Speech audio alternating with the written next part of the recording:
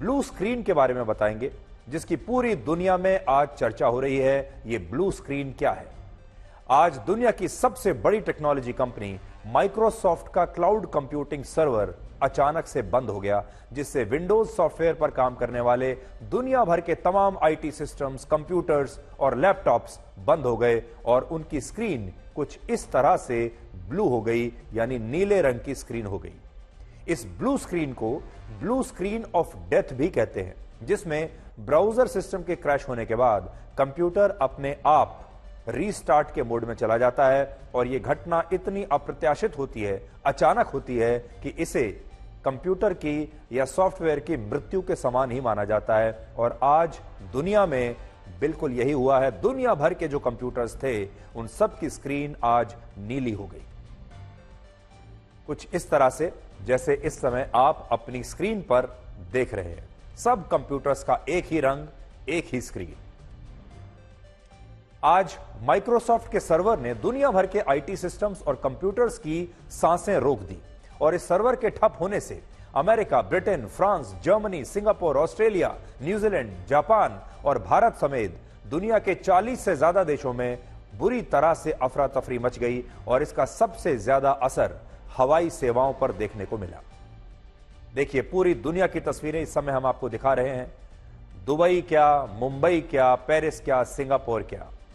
Server की ताकत क्या होती है, इसका अंदाजा आप इस बात से लगा सकते हैं कि आज इस सर्वर के कारण दुनिया भर में 2000 से ज्यादा फ्लाइट्स रद्द करनी पड़ी, जिनमें सबसे ज्यादा 500 से ज्यादा उड़ानें अमेरिका में रद्द हुई हैं और भारत में भी 50 से ज्यादा फ्लाइट्स आज रद्द हुई हैं।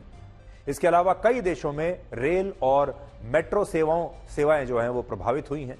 बैंकिंग सेवाएं ठप हो गई और यहां तक कि जर्मनी और ब्रिटेन जैसे देशों में एटीएम मशीन से लेकर कई टीवी चैनल्स भी बंद हो गए और इस घटनाक्रम ने पूरी दुनिया को डरा कर रख दिया। और जिस टेक्नोलॉजी पर इंसान पूरी तरह से अब निर्भर होता जा रहा है, वो टेक्नोलॉजी कैसे अचानक से धोखा दे सकती है, कैसे वो टेक्नोलॉजी पूरी दुनिया को उसके घुटनों पर ला सकती है, ये आज उसका एक ट्रेलर भर है।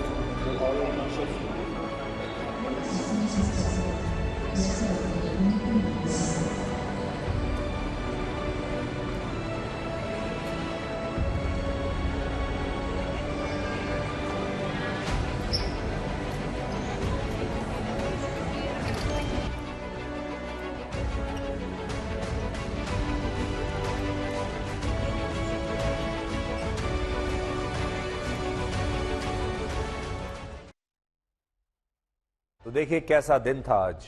दुनिया भर के एयरपोर्ट्स ठप हो गए, फ्लाइट्स रद्द हो रही हैं, लंबी लंबी लाइन एयरपोर्ट्स पर लग रही हैं, बैंकों में लंबी लाइन लग रही हैं, बैंकिंग सेवाएं ठप हो रही हैं, सारे कंप्यूटर्स इस तरह से नीले हो गए हैं और पूरी दुनिया इस टेक्नोलॉजी के सामने बिल्कुल असहाय होकर इस टेक्नोलॉजी के सामने अपने घुटनों पर आ गई है। ये बड़ा अजीब सा दिन था। ये एक बहुत नई चीज आज देखने को मिली है। अब आप ये देखिए कि इस घटना ने कैसे दुनिया के बड़े बड़े देशों को, जो अपने आप को विकसित देश कहते हैं, जो अपने आप को बहुत शक्तिशाली देश कहते हैं, जिन्हें हम कहते हैं कि ये पश्चिमी दुनिया के बड़े बड़े देश हैं, ये कुछ भी कर सकते हैं, ये सारे के सारे देश आज अपने घुटनों पर थे। आज सिर्फ एक सर्वर के ठप होने की वजह से पेरिस ओलंपिक्स के आईटी ऑपरेशंस भी बंद हो गए। ब्रिटेन का मशहूर न्यूज चैनल स्काई न्यूज 3 घंटे तक ऑफ एयर रहा, जबकि ब्रिटेन में ही एक और न्यूज चैनल, एक और टीवी चैनल जिसका नाम है CBBC, ये भी कुछ देर के लिए बंद हो गया। जर्मनी के अस्पतालों में नॉन इमरजेंसी ऑपरेशंस रद्द कर दिए गए। पोलैंड में दुनिया के सबसे बड़े कंटेनर टर्मिनल की सेवाएं बाधित हो गई। ब्रिटेन में नेशनल रेल का आईटी सिस्टम बंद हो गया। यूरोप के कई देशों में टिकटिंग प्लेटफॉर्म्स की सेवाएं ठप हो गई। न्यूजीलैंड की संसद का कंप्यूटर नेटवर्क क्रैश हो गया। ऑस्ट्रेलिया में बहुत सारे सुपरमार्केट्स के कंप्यूटर्स और लैपटॉप्स अचानक से बंद हो गए और बहुत सारे देशों में एटीएम मशीन्स और क्रेडिट कार्ड्स की पेमेंट की सेवाएं बंद हो गई। जब ये दंगे हो रहे हैं तब कुछ लोग सरकारी बसों को आग लगाते हुए खुलेआम निडर होकर बड़ी बहादुरी से अपनी तस्वीरें खिंचवा रहे हैं, अपने वीडियोस बनवा रहे हैं और खुलकर धार्मिक नारे भी लगा रहे हैं। जैसे इस व्यक्ति को आप देखिए, ये बस में आग लगा रहा है। आप देख सकते हैं ये लोग इस सरकारी बस में आग लगा रहे हैं और अपनी तस्वीरें खिंचवा रहे हैं, वीडियोस बना रहे हैं और इन्हें ना तो प्रशासन का डर है, ना पुलिस का डर है, ना कानून का डर है। पुलिस का कहना है कि ये दंगे उन 4 बच्चों की कस्टडी को लेकर हुए जिनमें एक बच्चे की वजह से उसके चचेरे भाई को चोट लग गई थी। लेकिन जब इस बच्चे का परिवार उसे अस्पताल लेकर गया तो वहां अस्पताल ने इस घटना की जानकारी ब्रिटेन की चाइल्ड केयर एजेंसी को दे दी और जब कुछ अधिकारियों ने यह कहा कि वो इन 4 बच्चों को अपने साथ इस चाइल्ड केयर सेंटर में ले जाएंगे तो फिर इस पर विवाद खड़ा हो गया, क्योंकि इनमें गैर मुस्लिम और मुस्लिम दोनों परिवारों के बच्चे शामिल थे। इसलिए लीड शहर में ये दंगे भड़क गए और ये दंगे भी उन इलाकों में ज्यादा हुए हैं जहां पर मुस्लिम बहुसंख्यक हैं, यानी जहां पर मुसलमानों की संख्या ज्यादा है। इनमें सबसे ज्यादा आगजनी और तोड़फोड़ हेयर हिल्स इलाके में हुई, जहां मुसलमानों की आबादी 39.4% है और ईसाई धर्म के लोग वहां सिर्फ 34.84% है। यानी ये वो इलाका है जहां पर मुस्लिम आबादी ईसाई आबादी से भी ज्यादा है।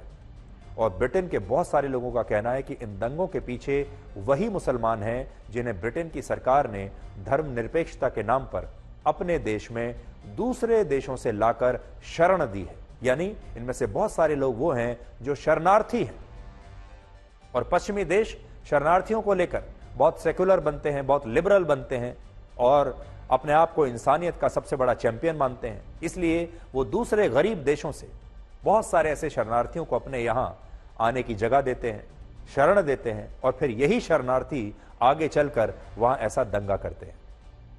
आपको जानकर हैरानी होगी कि ब्रिटेन के इस मुस्लिम बहुल इलाके में पूरे देश में सबसे ज्यादा अपराध होते हैं, सबसे ज्यादा क्राइम रेट इसी स्थान पर है जहां की तस्वीरें आप देख रहे हैं, जहां पर मुस्लिम आबादी ईसाई आबादी से ज्यादा है। हेयर हिल्स में 1000 लोगों पर अपराध की 209 घटनाएं होती हैं और यहां दंगे भी सबसे ज्यादा होते हैं, जबकि ब्रिटेन के दूसरे इलाकों में अपराध और दंगों की ऐसी घटनाएं बहुत कम होती हैं। और इसीलिए इन दंगों की वजह से ब्रिटेन में अब मुसलमानों को लेकर काफी बहस हो रही है, शरणार्थियों को लेकर काफी बहस वहां पर छिड़ गई है। हालांकि हमारे देश की तरह ब्रिटेन में भी इन दंगों को लेकर कई तरह की फेक न्यूज फैलाई जा रही है और यह कहा जा रहा है कि ग्रीन पार्टी के काउंसिलर मोथिन अली ने इन दंगों में अल्लाहू अकबर के धार्मिक नारे लगाए, जबकि यह सच नहीं है। सच यह है कि इस काउंसिलर ने ये नारे मई के महीने में चुनाव जीतने के बाद लगाए थे, अब नहीं लगाए। और कल जब दंगे हो रहे थे उस समय यह मुस्लिम काउंसिलर आगजनी करने वाले मुसलमानों से दंगे बंद करने की अपील कर रहा था और शहर में लगी आग को भी बुझाने में मदद कर रहा था। तस्वीरें देखिए। इन तस्वीरों में आपने ये नोट किया होगा कि ब्रिटेन की पुलिस कितनी असहाय नजर आ रही है, ब्रिटेन की सरकार, ब्रिटेन का प्रशासन कितना असहाय नजर आ रहा है और वहां की पुलिस इन दंगों को, इस हिंसा को रोकने में पूरी तरह से नाकाम रही।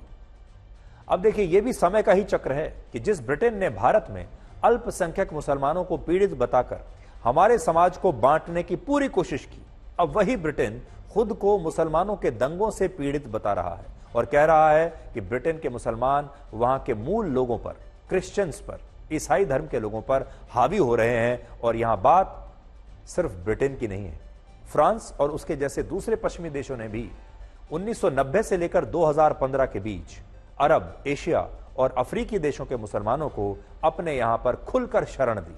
सबको कहा कि आप हमारे यहां आ जाइए, हम आपको रहने के लिए जगह देंगे, सुविधाएं देंगे, आपकी जान बचाएंगे। और बड़ी संख्या में इन देशों ने शरणार्थियों के लिए अपने दरवाजे खोल दिए।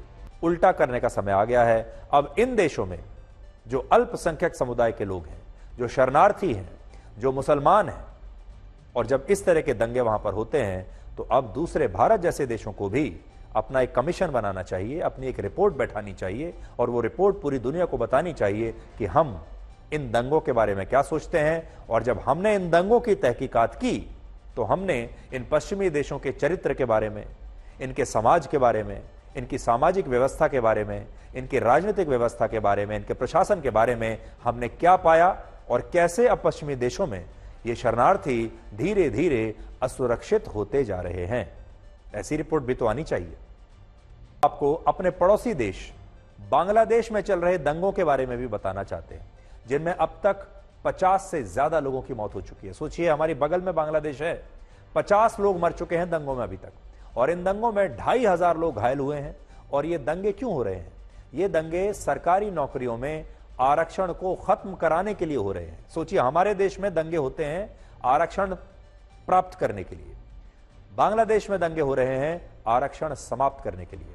और इस समय बांग्लादेश की स्थिति ऐसी हो गई है कि वहां इन दंगों को नियंत्रित करने के लिए अब सेना को बुलाना पड़ा है।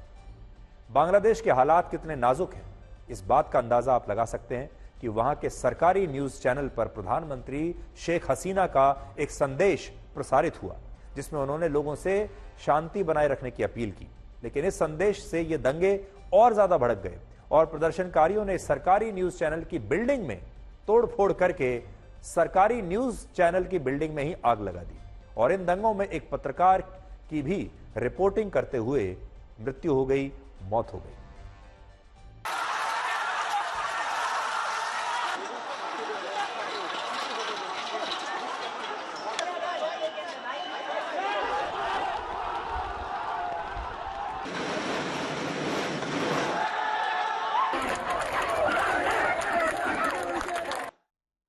जैसा कि हम आपको बता चुके हैं, बांग्लादेश में ये दंगे सरकारी नौकरियों में आरक्षण के खिलाफ हो रहे हैं।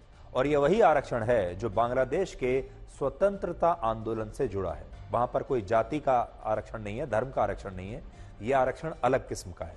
वर्ष 1971 के जिस युद्ध के कारण पूर्वी पाकिस्तान से अलग होकर बांग्लादेश बना था, यानी जिस युद्ध के बाद बांग्लादेश का एक अलग देश के रूप में निर्माण हुआ, उस युद्ध में शहीद होने वाले वॉर हीरोज के परिवारों को पीढ़ी दर पीढ़ी बांग्लादेश की सरकारी नौकरियों में 30% आरक्षण मिलता है। 30% बहुत बड़ा आरक्षण है। इसके अलावा कुछ सरकारी नौकरियों में महिलाओं को 10% आरक्षण मिलता है, अल्पसंख्यकों को 5% और दिव्यांगों को भी 1% आरक्षण मिलता है। और इसी आरक्षण को खत्म कराने के लिए बांग्लादेश में इस समय ये दंगे हो रहे हैं। बांग्लादेश के युवाओं का कहना है कि सरकारी नौकरियां योग्यता के आधार पर मिलनी चाहिए, न कि आरक्षण के आधार पर। और बांग्लादेश की सरकार ने वर्ष 2018 में ही इस आरक्षण को समाप्त भी कर दिया था। लेकिन इसके बाद इसी साल जून के महीने में ढाका हाई कोर्ट ने इस आरक्षण को फिर से बहाल कर दिया, जिसके बाद सुप्रीम कोर्ट ने हाई कोर्ट के फैसले पर रोक लगा दी और फिर से आरक्षण को समाप्त कर दिया। लेकिन इसके बावजूद अब भी बांग्लादेश में इस आरक्षण के खिलाफ दंगे रुके नहीं, दंगे चल रहे हैं। क्योंकि वहां के लोग, अब आप सोचिए, जब सुप्रीम कोर्ट, सरकार कह चुकी कि हम आरक्षण समाप्त कर रहे हैं, सुप्रीम कोर्ट ने भी आरक्षण को समाप्त कर दिया, तो फिर दंगे रुक क्यों नहीं रहे? इसका कारण यह है कि प्रदर्शनकारी चाहते हैं कि सरकार इस आरक्षण के खिलाफ बाकायदा एक कानून बनाए, ताकि भविष्य में कभी कोई और सरकार या कोई और अदालत इस आरक्षण को फिर से बहाल ना कर पाए। इसलिए सरकार को बाकायदा इसके लिए एक बिल लाना चाहिए और संविधान के तहत कानून बनाकर हमेशा के लिए संवैधानिक रूप से इस आरक्षण को समाप्त कर देना चाहिए, जो सरकार करना नहीं चाह रही। अगर सरकार बांग्लादेश की संवैधानिक रूप से कानून बनाकर इस आरक्षण को समाप्त कर दे तो ये दंगे रुक सकते हैं, लेकिन सरकार ने ऐसा किया नहीं, क्योंकि इसके पीछे भी बड़ी राजनीति है। इन लोगों का यह भी कहना है कि सरकारी नौकरियों में वॉर हीरोज के जिन परिवारों को 1/3 आरक्षण मिलता है, वो वॉर हीरोज असल में शेख हसीना की पार्टी से ही जुड़े हुए हैं, क्योंकि वर्ष 1971 के संघर्ष का नेतृत्व प्रधानमंत्री शेख हसीना के दिवंगत पिता शेख मुजीबुर रहमान ने खुद ही किया था। इसलिए उनके सारे जानने वाले, उनके दोस्त, उनके सहयोगी ही इस पूरे युद्ध में वॉर हीरोज थे और अब उन्हीं के परिवारों को इसका लाभ मिल रहा है। और इसीलिए शेख हसीना ने अब तक इस आरक्षण के खिलाफ कोई कानून बनाने की बात नहीं की है।